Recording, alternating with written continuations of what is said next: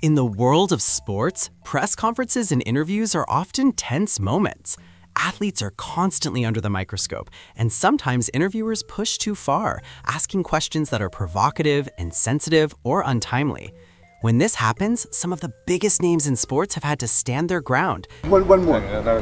Your contract is up in 2018. Any thoughts? Mas eu não mando nada, eu estava a fazer perguntas. Queres que eu seja bruto com o homem? My friend. Thank you. Thank you very much. Veteran fighters, for example, are often asked about age and performance. While many stay composed, a few have been known to push back sharply when questioned about their ability to compete at a high level despite getting older. Your differences, particularly your age. Well, I don't see too many people critical about it. Look at this. Ha ha ha ha. Critics, I mean. Who? Tell me who. Name us somebody. Folks. You? Who? No, folks who say it. Thanks. The combination of physical readiness, mental focus, and public expectation can make certain questions feel personal, leading to intense, sometimes heated exchanges. Actually fight a contender in your weight class and not do gimmick fights. Think he just called Mike Tyson a gimmick? What did you just call me again? I didn't call you anything. What did you call me? I didn't call you anything. Similarly, in tennis, questions about performance or comparisons with peers can spark strong reactions. A reporter might suggest a player isn't performing up to expectations or imply a lack of credibility in certain matches. Why I didn't get, excuse me, can you talk louder so everyone can hear you asking me about my drugs? I've never tested positive. I've always gotten a TV, so you should fact check that.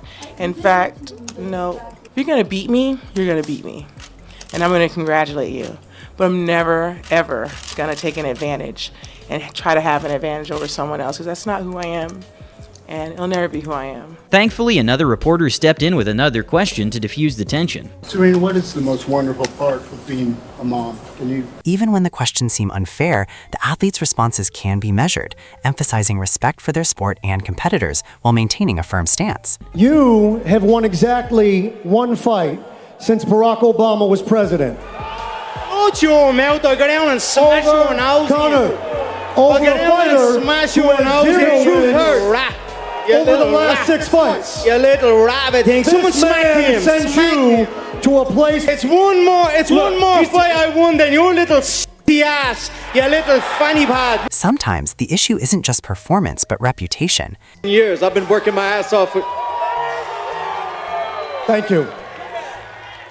When media personnel imply controversy, use loaded terms, or misinterpret a statement, athletes are quick to correct misinformation. A single misleading question about conduct or intent can ignite a passionate response. Work had anti-Semitic leanings in it. I only ask this because the tweet is still up there, so We're in 2022. It's on Amazon, a public platform. Whether you want to go watch it or not is up to you. There's things being posted every day. I'm no different than the next human being, so don't treat me any different. You guys come in here and make up this powerful influence I have. You cannot post that. Why not? Why not? As athletes feel compelled to defend themselves and their legacy, these moments reveal how quickly interviews can escalate when boundaries aren't respected. Follow up on the promotion of the movie and the book. Can you please stop calling it a promotion? What am I promoting? Put it out on your platform. But I'm promoting it? Do you see me in front of the putting it out there, people are going to say that you are promoting. Yeah, put it out there just like you put things out there, right? Yeah, but when a line of questioning feels accusatory or unfair, some athletes even refuse to continue the interview, demonstrating the importance of control over one's narrative.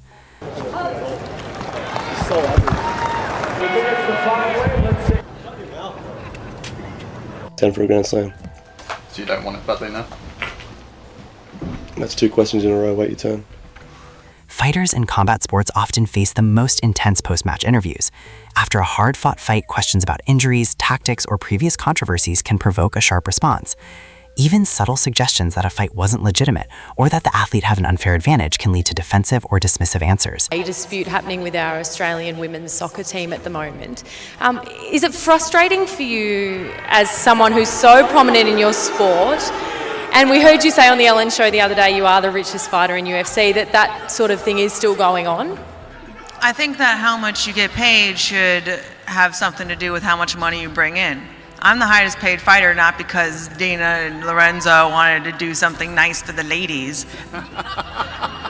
They do it because I bring in the highest number. Even polite questions about earnings or performance comparisons can feel inappropriate in the moment, leading to pointed clarifications. Even second time in 3 games, you guys really struggled when Russell went to the bench. You were out there for part of that. What goes on when he goes to the bench? Hold on, Steven.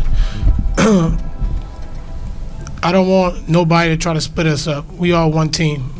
Regardless if I go to the bench, if Steven's on the floor, if I'm off the floor, we in this together. Don't split us up. Don't try to split us up. Don't try to make us go against each other. I'm not trying to split you up, but twice in 3 games, you guys have not played well at all. When you've gone to the bench, that may be, Russell, but I've asked Steven a question. And it's a legitimate me and you. Next question. It's a legitimate question. Next question. The interviewer then refused to hand over the microphone.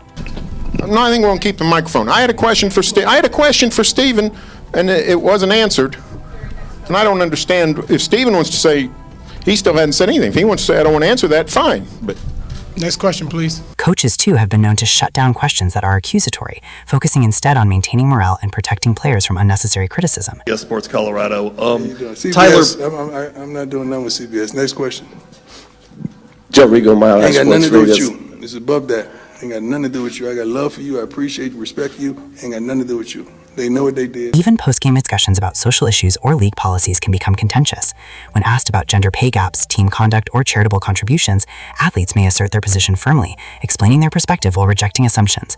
They make it clear that some topics are inappropriate to address in certain contexts. Salary standpoint, it'd be great for the women to be able to make more money. It's a lot of work. It's a lot of hard work. I think I saw something that said like one player that makes maybe $12 million on the NBA team could cover the whole WNBA salary. So we could just take a donation around the NBA maybe one night y'all don't go to the casinos. I have something on this though, because it pisses me off. It pisses me off because I don't think there's anyone in America that supports the WNBA more than NBA players. 100%. But sometimes interviewers cross a line, asking questions that are provocative, inappropriate, or poorly timed.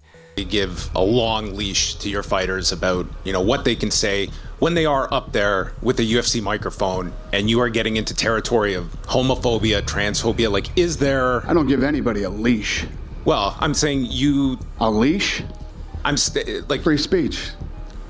Gonna control what people say? Gonna tell people what to believe? Gonna tell people? I don't tell any other human being what to say, what to think, and there's no leashes on any of them. But Dana wasn't finished. He went in for the kill with a response that left the reporter scrambling. What is your question? I was asking that question. I'll move on, though. Yeah, probably a good idea. That's ridiculous to say I give somebody a leash. Free speech, brother. People can say whatever they want and they can believe whatever they want. And I don't think there's any... We had 2 gay women who fought in the co-main event. They sat on the stage with Sean Strickland. They could give a shit what Sean Strickland thinks, or what he says, or what his beliefs are, or what his opinions are. You know what I mean? Go ahead.